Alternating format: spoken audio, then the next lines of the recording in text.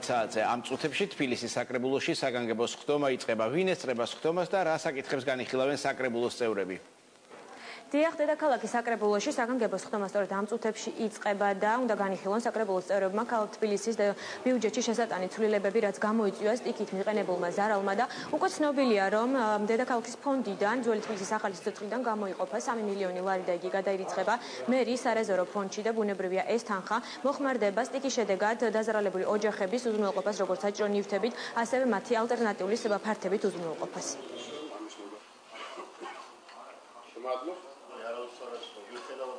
3 მილიონი ლარი გამოიყოფა მერის სარეზერვო ფონდში. ეს არის გადაუდებელი, რომ ოპერატიულად სწრაფად მოხდეს ჩვენი მოსახლეობის დახმარება, შედეგების აღმოფხვრა, სტიქის შედეგების აღმოფხვრა და ამიტომ საგანგებოს ხდომაზე იქნება ეს უმოკლეს ვადებში იქნება გადაწყვეტილი აღნიშნული პრობლემა და თანხა იქნება გამოყოფილი. დიახ, ქალაქ თბილისის მერიამ უკვე დაასრულა პირველი ეტაპი დახმარებისა იმ ადამიანების, რომელთაც ყველაზე მეტად მიადგა ზიანი სტიქის შედეგად და ასეთი გახლავს 11 ადამიანი, რომელიც დარჩა საცხოვრებელი სახლის გარეშე და იგი მერიამ ალტერნატიული საცხოვრებელი ფართებით უკვე უზრუნველყო, თუმცა ასევე დაწყებულია მეორე ეტაპი, რაც გულისხმობს 500 ლარიანი დახმარების გამოყოფას თითოეული ოჯახისათვის, რომელსაც მერის გარდა არასამთავრობო ორგანიზაციები დააფინანსებენ.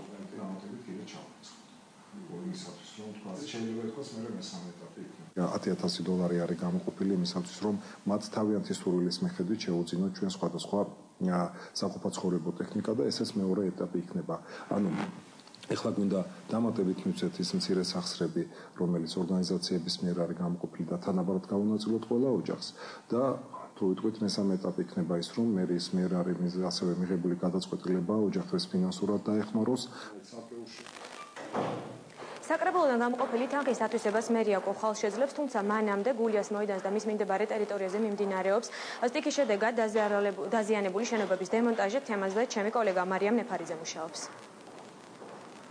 13 მაისს თბილისში მოსულმა ძლიერმა ნალექმა საკმაოდ დიდი პრობლემები შეუქმნა ვახტანგ გორგასლის ქუჩის მცხოვრებლებს ავარიის შედეგების ლიკვიდაციის მიზნით.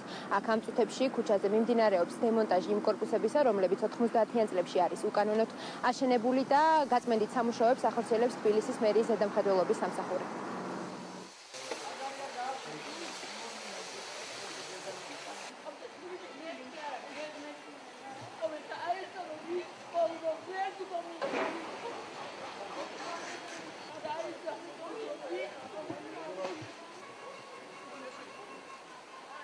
აქ არის სახლები, რომელიც კაპიტალურია და ყველას არ ეხება ეს და რომელიც საშიშია, ნამდვილად საშიშია და დადგინდება, რომ საშიშია აუცილებლად უნდა მოხდეს მისი დემონტაჟი. გაიწმინდება კოლექტორის კონსტრუქცია მთლიანად მასში დაშენებული ნაგებობისაგან. ეს ემსახურება ერთ მიზანს, რათა გამოვხდოთ ის საფრთხე, რომელიც შესაძლოა შემდგომში უკვე წყლის დონის კვლავ-მომატების შემთხვევაში დადგეს. ამასთან დაკავშირებით უკვე შეთანხმებას მიღწეულია მეპატრონეებთან, სამსახურის საკუთარი ძალებით განახორციელებს ამ სამუშაოს. სწორედ ამ უკანონო მშენებლობებმა ხელი შეუშალეს კოლექტორის მუშაობას, რასაც შემდგომ ფატალური შედეგები მოჰყვა. კოლექტორის გაწმენდით სამუშაოები ხის მეორე ნახევრიდან დაიწყება, ხოლო ამ შენობების დემონტაჟი კვირის ბოლოს დასრულდება.